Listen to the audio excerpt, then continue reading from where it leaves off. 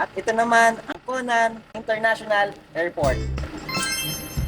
Kung isa ka sa mga batang 90s or kahit na mga new gen, panigurado kilala mo si Conan the Detective. Si Conan, o kilala rin bilang Conan Edogawa, ay isang karakter sa sikat na Japanese manga at anime series na Detective Conan na nilikha ni Gosho Aoyama.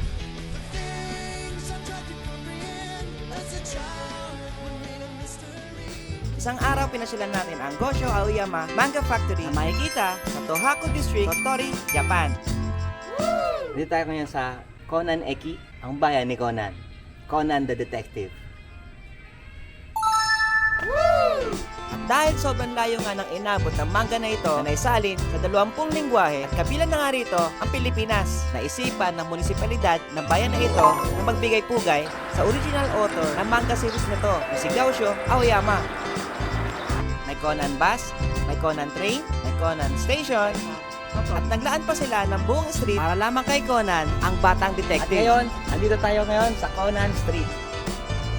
Sa train station naman nila, paglabas na paglabas, ay makikita mo isang napakalaking estatwa na sasalubong sa'yo. Halos nasa 6 feet din ang taas nito, no? So ito yung representasyon ng batang detective na si Conan. Napakaganda ng pagkakagawa. Umulan, umaraw, hindi nababakbak ang pintura. Ang ganda ng presentasyon.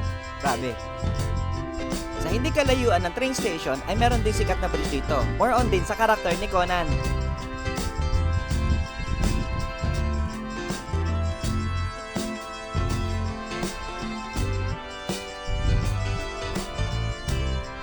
Konting usad pa ng paglalakad ay makikita naman natin ang bus station na merong mga life-size characters na tila baga naghihintay din ng masasakyan. Namo pre, ganyan naman pala buhay eh. Ano tayong magagawa? Ikaw pinagpalit ka. Huwag mag-alala, marami pa yan. Okay ka naman eh, di ba? Pwede. O siya, tama na nga yan. Tuloy tayo sa paglalakad. So, pa ng dating natin dito ngayon sa Conan Street, no? Look, may guide naman, no? Mahaba siya, no? Let's go!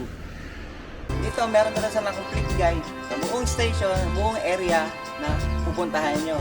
Ito naka-indicate na lahat kung mga pupuntahan nyo yung lugar, mga tourist spot, mga best places na pwede nyo puntahan para makita ang bahay ni Conan.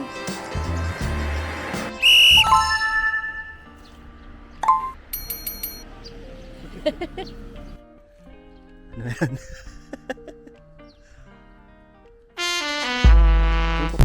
Hindi ko gaano nafokusan ang distance yung mula sa train station hanggang sa manga factory kung ilan ang distance. Pero sa tingin ko, parang mga 500 meters na siguro. Kaya sa lakad.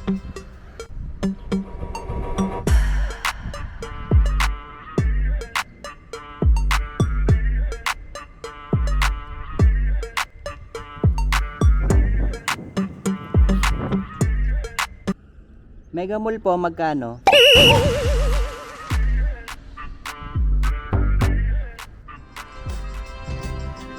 9:30 AM ang opening ng museum na to. Temperature check para iwas COVID, iwas hawaan. Sa part 2 ng ating video, samahan niyo po kami para mas ma-tour namin kayo sa loob ng manga museum na to. Lahat ng paraphernalia ng author na to ay nandito. All collections ng bawat episodes makikita rin dito sa loob ng museum na to. Kung umabot ka sa part ng video na to, mag-comment ka naman sa baba at ang iyong lokasyon. Gusto ko sana malaman kung hanggang saan umaabot ang video natin. Maraming salamat sa panonood ha. Hanggang sa muli, Tito Jay po.